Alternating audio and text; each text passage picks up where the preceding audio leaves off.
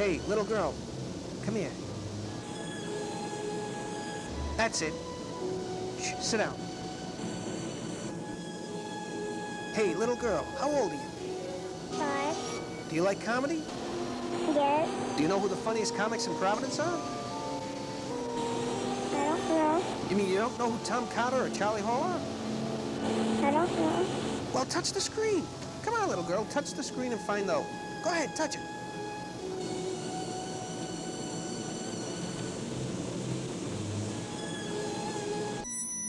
They're here. Welcome to the Comedy Cafe, live from the coffee ground on the campus of Rhode Island College, where every Monday night, Providence's funniest comics crawl out of the woodwork. This week, it's the zany antics of Tom Carter. Can you see me in the camera? Can you see me? Can I play with this a little bit? How long have I been doing? You want this to be a serious interview, don't you? No, not really. You screwed up, because I'm doing it with you. Ah. My grandmother just passed away yesterday. What happened was she fell down in her driveway and she went to press the button on her life call emergency necklace, and the garage door came down and crushed her head. I don't even laugh at that, you pricks. In the hilarious outtakes of Charlie Hall. I have a new house. It's green and it's on Baltic Avenue, isn't it? Yeah, let's play Monopoly. All right. So the big shoe lands on your lawn, you can collect $6. What did you hear That's that part of your rock. I stole it. I haven't used that. Nobody even laughs at that. I laugh at it when I tell You it. steal the one joke and dies. These are called my MTV flashcards. You watch MTV? These are the groups such as Three Dog Night.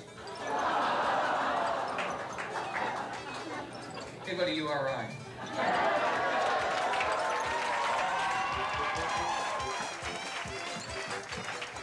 And also a visit from that canine favorite, Lassie. Well, Lassie, how's it been lately? Rough. The one thing I'll never forget, though, was how that young whippersnapper Timmy turned on me. I was supposed to be his best friend, you know. What does he do? He gets hopped up on loose and goes California. It sure does rub me the wrong way. All this and more at the Comedy Cafe, hosted by me, Ed Del Grande. Okay, what'd you expect for no cover charge? Remember, every Monday night at 9 p.m. on the ground level of the Student Union Building of Rhode Island College. So sit back, relax, and enjoy the show. Good evening. Welcome to the Rhode Island College coffee grounds. Give yourselves a round of applause for Rhode Island College.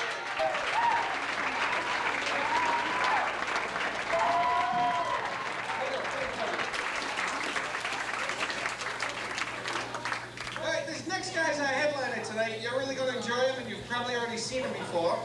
He's been on MTV, like we mentioned earlier. He's also been on the Comedy Channel, A&E's Evening at the Improv. Now, he has his own show at Periwinkle's on Thursday nights. It's a college comedy night, so come down, show your IDs. You get into another club for half price. He needs no big introduction. He's just simply fantastic. Welcome, the one and the only, Mr. Charlie Hall.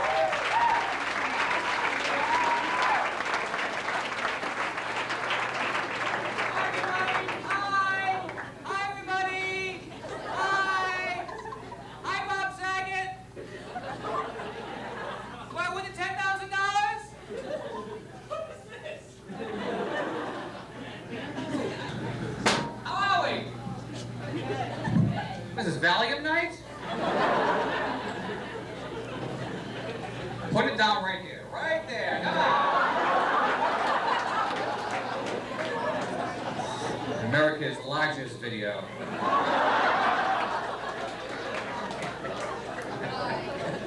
This girl's going, not when I remember.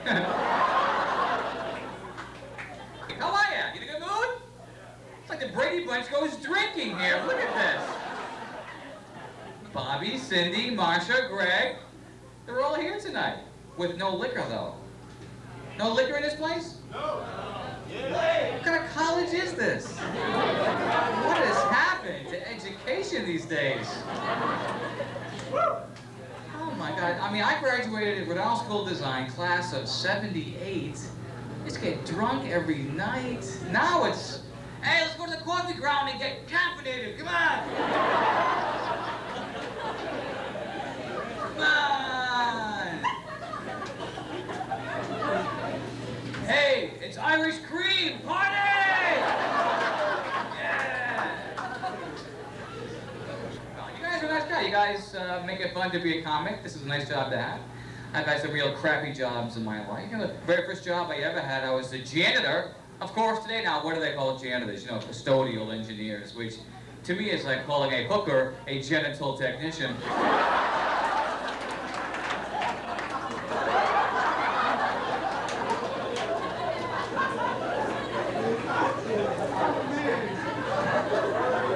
And people always say you have to be kind of crazy to become a comic. Now, Brady Bunch, do I look crazy to you?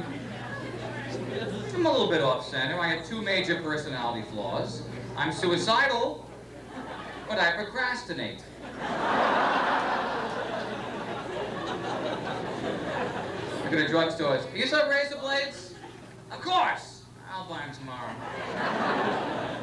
So how'd you get started in comedy? I started in college at a place called Rhode Island School of Design. And we used to have these funny little shows with the teacher. We used to like bust the teachers up all the time. And a friend of mine got on stage one day for a Christmas party. Right. And we just I dressed up as Santa Claus, and we just kind of like, you know, killed the crowd. You know, we made fun of the teachers and all that, and it became an annual event. You guys fly at all? Does it make you nervous? Ooh. Did you read the paper? All these accidents happening every other day. Remember the very, very first crazy one that happened? Remember the one in Hawaii, the Aloha Airlines thing? And mid-flight, the roof of the plane came right off. People were sucked out flying through the air. It's like, honey, where's our stewardess? Well, she's out there clutching onto the wing. We'd like a pillow, please. Oh, she's so rude. We'd like a pillow, please. I bet she's a URI grad. We'd like a pillow. You go in these airlines now, all the flight attendants are so paranoid, they're wearing suction cups on their feet. It's like, the emergency exits are there, and sometimes there. I do wall murals, and you see my wall murals at a big one behind Shaboom's and bars called Challenges, Bahama Bob's, Shaboom, Periwinkle's, Right. American Cafe. My artwork is everywhere in these clubs. Was anybody here last night, by the way, for the big S&M square dance? Were you here for that? The S&M square dance. It was fun. It was like, yeah! Oh, grab your partner, swing her around, force your partner to the ground, tear away her leather clothes and whip her till her rear end glows.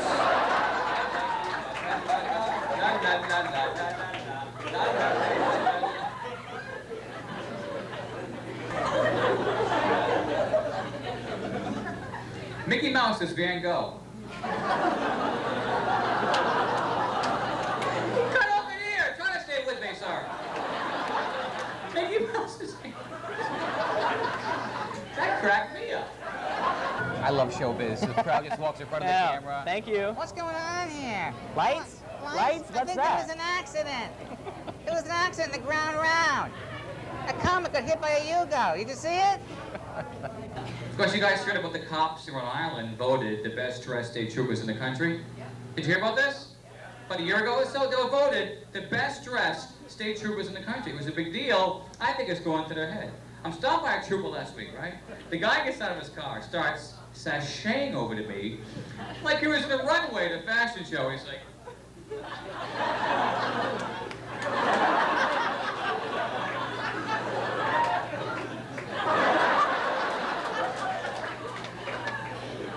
If that were bad enough, his partner grabs the microphone in the car.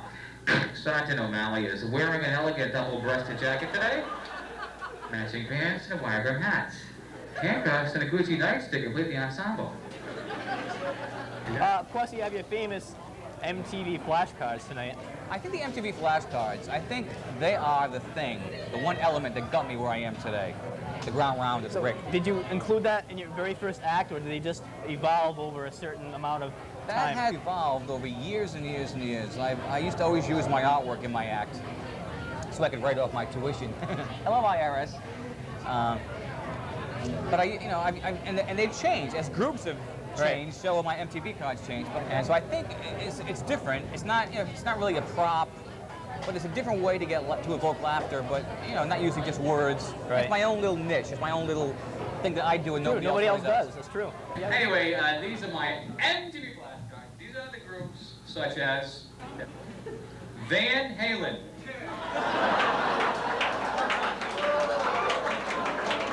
It's a weather joke. They're hailing, Brady Bunch, they're hailing from the sky. Poison. It's fast food. The Clash. These guys go, what the hell's wrong with that? The Doobie Brothers.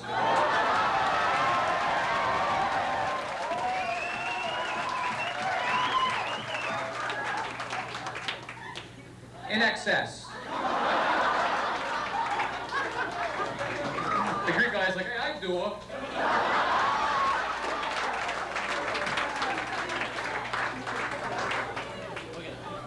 Milli Vanilli.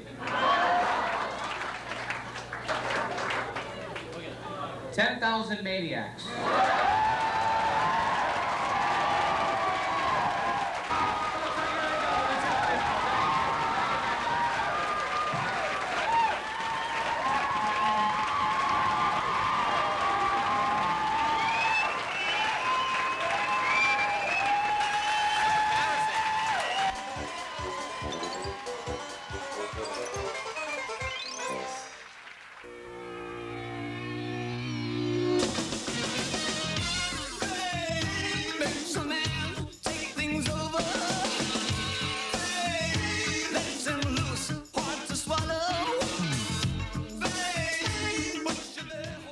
Welcome to Famous Has-Beens, the show featuring once famous stars whose charisma has gone to the dogs. And now, here's your host, Leon Halcyon. Hello and welcome to Famous Has-Beens. It seems like only yesterday, millions of happy-hearted viewers were tuning in their television sets to watch that super canine favorite of all, Lassie. Yes, and how many times was a tear brought to the eye and a lump to the throat, not to mention the scattered laughs, shocks, and tingles up the spine, thanks to the adventures of that wonderful, beloved pooch. Well, this happened way back when, and if you figure out what human years amount to in dog years, you'll come to the very sad conclusion that good old Lassie is indeed very, very old. Even sadder still, it's unfortunate that fate hasn't been too kind to this once revered rover. After her show was canceled, Lassie hit a streak of extremely bad luck. First, Timmy, her trusted master in the show and once beloved friend, got mixed up with drugs, borrowed most of Lassie's life savings, split for the West Coast, and opened a nudist colony outside San Diego, California. Then, if this wasn't heartbreaking enough, some corrupt cur disguised as Lassie pulled a daring daylight pet store heist, killing several innocent guppies and wounding a cockatoo. Poor Lassie was arrested, tried, and falsely convicted of a crime many believe was a conspiracy by one of the owners of Rin Tin Tin, a rival dog star. Fortunately, Mr. Ed spilled the beans and justice prevailed. Lassie was freed, but it was too late. Labeled a jinx by the film industry and shunned by the ASPCA, Lassie began to drink heavily. This, in turn, led to a second confinement in an institution where she underwent alcoholic detoxification and eventually returned to society, a sober collie. Trying out for several small parts in dog food commercials and in a movie Jaws, nothing seemed to click. Finally, destitute and heartbroken, Lassie got a job working for Ralston Purina, patrolling grain elevators, keeping out rats. It put Kalo on the table, if nothing else. Lassie stayed with the company in various positions for 10 years, retired, and was given a gold-plated fire hydrant in gratitude for her years of dedication. We are indeed fortunate to have this splendid example of animal fortitude with us in the studio today, and she's going to fill us in about her past and bring us up to date as to just exactly what her future plans are now that she's in her golden years of life. Ladies and gentlemen, here's Lassie. Well, Lassie, how's it been lately? Rough. Well, you certainly sure have been through a lot. It brings to mind that old cliche, every dog has her day. And judging by the looks of you, you certainly had a few doozies. You can say that again, Sonny. But I've got no bones about it. The one thing I'll never forget, though, is how that young whippersnapper Timmy turned on me. I was supposed to be his best friend, you know. What does he do? He gets hopped up on loose and goes Californian. It sure does rub me the wrong way. Do you receive any residuals from the syndication of your old TV series? Not one freaking biscuit. I made the bad mistake of putting my paw print on too many loophole-laden contracts. The kind where the small print could be covered by a flea. I sure wish I knew then what I know now, young man. Well, I'd be sitting pretty like Benji or that Morris the cat fella. Morris is dead. What? Well, I'll be spayed. And he was such a classy orange kitty. I guess that's the price we acting animals must pay for fame. Why, our mortality rate is higher than Ed McMahon's liquor bills. And why is that? Well, Sonny, for one thing, they don't have too many stunt animals that sub for us during the danger shots. The ASPCA is really tough when it comes to regular pets. But us big timers, bah, they could give a howl. Why, with all the leaping from speeding cars, running through flaming buildings, and fighting every bad guy in sight, I'm lucky I still have my fur. I had no idea conditions were that bad. You're darn tootin' right, young man. You know, not to get egotistical or anything, but not just any collie could pull off the feats I used to do. What do I have to show for it? Rheumatism in my back, several tail fractures, and a dislocated snout. And emphysema from those cigarette commercials I did. You did cigarette commercials? That's right. I guess I got a little greedy. The ads were for Lucky Strikes, the kind without the filters. Boy, were they ever brutal. And the script was something else. It went, if you want to be classy like Lassie, light up a Lucky today. Then I'd take a deep drag on one of those suckers and exhale in kind of a sexy-like way through my snout. Even used a holder like Mae West had. And I really inhaled, too, for believability. Boy, was I ever foolish. Luckily, the American Cancer Society got on the studio's heads' backs and pressured the tobacco company to stop making commercials that influence pets to smoke, or I'd have been a goner for sure. But even the ASPCA turned on me. That must have been around the time of the Great Rin Tin Tin conspiracy. Tell me about that. It was the FBI. They were in on it.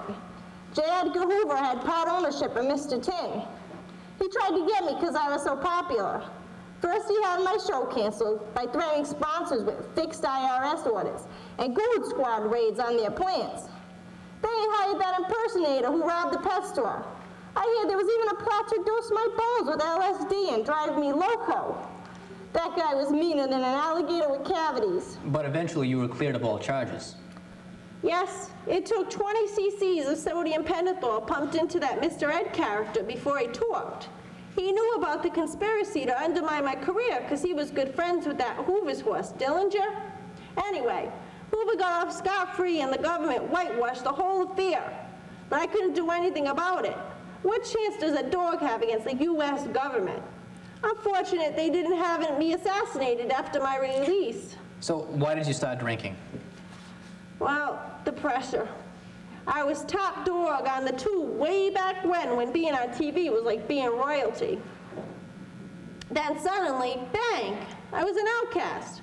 Coming down that hard made me search for an escape. I needed something to take away the pain. Now, normally I'd been a teetotaler all my life. Never touched anything stronger than an occasional espresso. But I was a nervous wreck. First I started with beer, then I moved to the hard stuff and worked my way up to a fifth of brandy a day. Used to carry it in a little barrel around my neck like one of those St. Bernards. I'm lucky I've got such a hard time finding my veins in my legs, or I'd have been a junkie for sure. Anyways, they busted me. They caught me weaving around a tree in the park. It took me 3 months to clean out, haven't touched a drop since. So how did you end up working for Purina? My good friend Marlon Perkins, God bless his soul, he talked to them for me. He knew I needed a job, so he approached various companies. Purina liked my style, so they hired me. It wasn't much, but I worked hard and eventually became a marketing consultant. I gave my all to that company because they believed in me. And just when everything's fine and dandy, what do? They up and retire me, just like that, right in the prime of my life. So what's next for you, Lassie? A dog like you won't give up. How about a comeback in acting? Well, there's been some talk that George Burns is interested in doing a movie with me. But so far, all it's been is talk. I've also been approached by a director who wants to do a pilot for a possible series. Really? What would that be all about? Well, the title would be Lassie Goes to the Home. I'd be institutionalized in one of those senior condos. But that would only be a cover for my secret identity. A canine crime fighter, sort of the doggy version of Batman. I'd have a hidden kennel under the building and I'd wear a mask and everything. But I don't know. I think I'm a bit too old for the role. I can't even bite right anymore. These aren't even my real teeth. Don't tell me you wear dentures. I have for years, ever since I ruined my gums hanging out that helicopter. And would any of the old regulars from your old TV series be involved in this? Oh, I'd love to work with that June Lockhart again. She's a real peach. Yeah. But if I ever lay my peepers on that hoodlum Timmy, why, I can't be responsible for my actions, teeth or no teeth. So what about retirement? I can't just sit back and watch the world go by. I know I'm not barking up the wrong tree when I say I can be popular again. If they'd only give an old dog a chance, I'd show them some new tricks they never seen. And what could I do if I retire? Take up knitting? Why, I'd look pretty ridiculous. I'd be all paws. Oh, I don't know. And maybe I could get a job working with Ronald Reagan. His favorite horse died a while back, and ever since he split from Bonzo, I heard he's been searching for a dog to be his best friend. Well, I think he's got Nancy for that. Well, our time is just about up, and I want to thank you, Lassie, once again for being our guest on the show. I know I speak for everyone when I say I hope the film industry gets on the stick and starts making things happen for you. Thank you. Just as long as they don't throw it and expect me to fetch. These fallen paws of mine are murder. Well, thank you once again, Lassie, and good night.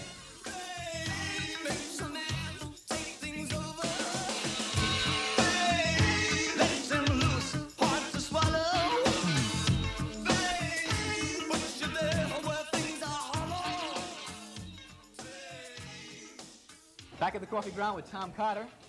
Hi, how are you? How you doing? Nice Good. to see you again. This is Ken. Sorry. Pansiera. Tom Carter. Ken. Tom. Pansiera. So how long have you been doing comedy? Ken. Ken. How long have you been doing comedy? Since the early days. The old country. Long time. Long time.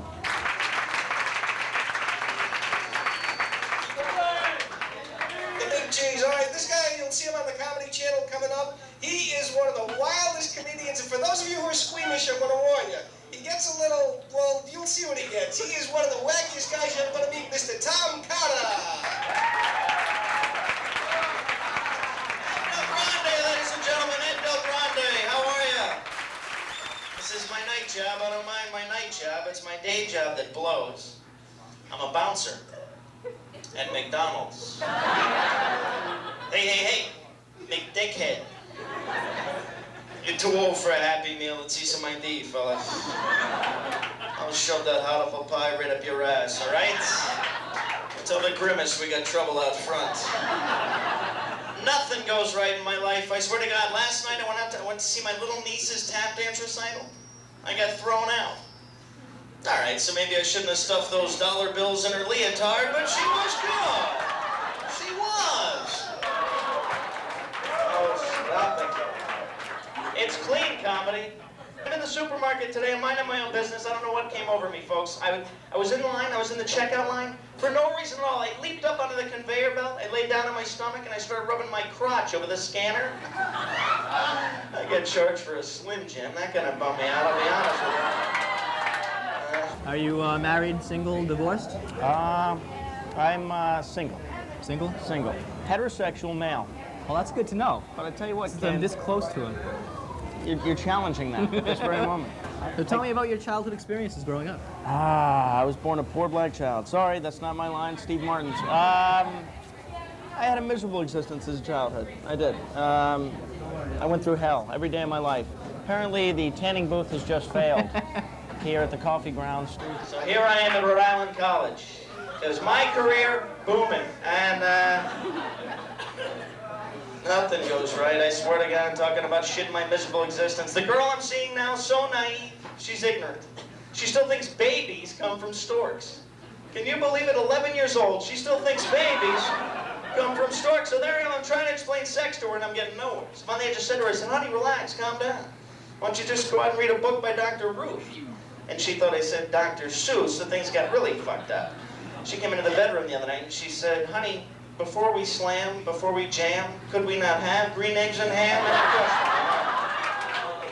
She finally went out and got some birth control, but she wouldn't tell me what it was. All I knew is every time after sex, my genitals were purple. So finally I asked her, I said, honey, what kind of birth control are you using? She said, a diaphragm. I said, oh, what kind of jelly? And she said, Smucker's grape. So we've got that better. Well, Shelley, I think with a name like Smucker's, it has to be good, you know. Do you remember your most embarrassing moment on stage? My most embarrassing moment on stage. I had a contact fall out once, a contact lens. That was pretty bad, yeah. Are you wearing them right now? Yes, I am. So your eyes aren't really green? You're going all those multicolored contact lenses that make you look... These aren't green, these are hazel. Hazel. Hazel eyes. Hazel. Hazel eyes. So what is the difference? Hazel's actually the merging of two colors, the colors shit brown and puke green. Actually, that's where you get hazel. Or hazel's the name of an elderly German woman that would clean your house. Those are the two hazel references. Hazel. Hazel is when the genetic fairy says, fuck you. Did you ever get your dog stoned? Anybody here? I'm not proud of this, folks. I got him stoned to the bone. What I did is I called over to me, and I blew pot smoke into his face. He flipped out. He went bolting out of the room. He comes back in the room 5 minutes later. He goes, Tom, I heard a noise. It's the dog catcher. Where's my collar? What about my rabies vaccine? Fuck, I'm going to the pound. I can't handle this shit. I gotta pee. I gotta pee. Oh, they're gonna stick me in a cage with a love-starved German shepherd named Bubba. This sucks. He flips out. He goes bolting out of the room. He comes back in the room 2 minutes later. He's a completely different dog. He just saunters up to me. He goes, Tom, dude, have a Scooby snack? Inspiring words for up-and-coming comedians. Up and coming. Sounds like getting late in the morning, doesn't it? Yes, Up and it does. coming. Ah, thank you. I'll be here all week. Tom Cotter. Ken, let me ask you a question. Sure. Ken, you graduated LaSalle Academy. 85. 1985. Here we are in 1990. I'm no mathematical whiz, but that's 5 years. I'm wondering just why it's taken you so long to get through Rick. I have no hurry to get out, you know. This is not the real world here. You're right. This is a fantasy. You're right. And if I can stretch it out another 5 years, I'll be happy. LaSalle Academy, a fine institution, ladies and gentlemen. Tom Cotter appearing at the Coffee Ground tonight, Monday night. Ken Pansiera? Tom Cotter. Pansiera. Pansiera. Actually, a Portuguese word meaning in my pants. That's what it means. Pansiera. Thank you. Appreciate it. Great. Good night and God bless. So I wanted to apologize for that. Also, the thing about my grandmother right up front, that's not true. My grandmother's alive and well. She's 98 years old. 98.